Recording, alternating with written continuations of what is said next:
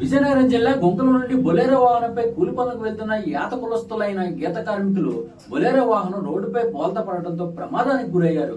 ఈ రోడ్డు ప్రమాదంలో ఒకరు చనిపోయారు, ముగ్గురు ఐసీయూలో ఉన్నారు, ముగ్గురు గాయాల పాలయ్యారు. హాస్పిటల్లో చికిత్స పొందుతున్న వారికి మెరుగైన వైద్యం అందించి చనిపోయిన వ్యక్తి కుటుంబానికి బీమా ద్వారా ఆర్థిక సహాయం చేసి యాత కులస్తులైన గీత కార్మికుల కుటుంబాలను ప్రభుత్వం ఆదుకోవాలని విజయనగరం జిల్లా పైడిమాంబ యాత సంక్షేమ సంఘం నాయకులు కోరుతున్నారు. నేను బొబ్బిలి నుంచి మాట్లాడుతున్నాను.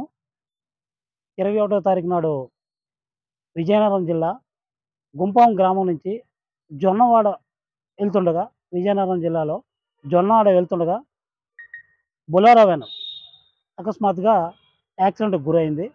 ఆ గురైన దాంట్లో యాత కుటుంబాలకు సంబంధించిన వ్యక్తులు కూలి పనికి వెళ్ళి తిరిగి వస్తుండగా తెల్లవారుజామున 6:30కి ఈ యాక్సిడెంట్ జరిగింది.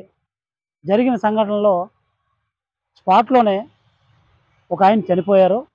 అలాగే ముగ్గురు ఐసీయూలో ఉన్నారు, ప్రాణాలతో పోరాటాలు జరుపుతున్నారు.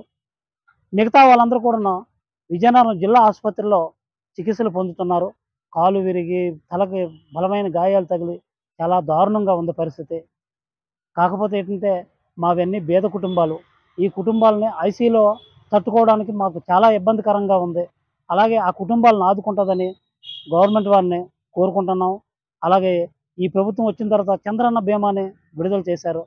ఆ చంద్రన్న బీమా చనిపోయిన కుటుంబాలకి, క్షతగాత్రులకి వర్తింపు చేసేలాగా శ్రీ గౌరవ నారా చంద్రబాబు నాయుడు గారిని, అలాగే జాతీయ ప్రధాన కార్యదర్శి లోకేష్ బాబు గారిని, అలాగే పవన్ కళ్యాణ్ గారిని మనస్ఫూర్తిగా ఈ పైడిమాంబ యాత సంక్షేమ సంఘం విజయనగరం జిల్లా నుంచి కోరుకుంటున్నాము. క్షతగాత్రులను ఆదుకొని అన్నయ్య మీరు ఆ కుటుంబానికి పెద్ద దిక్కుగా ఉంటారని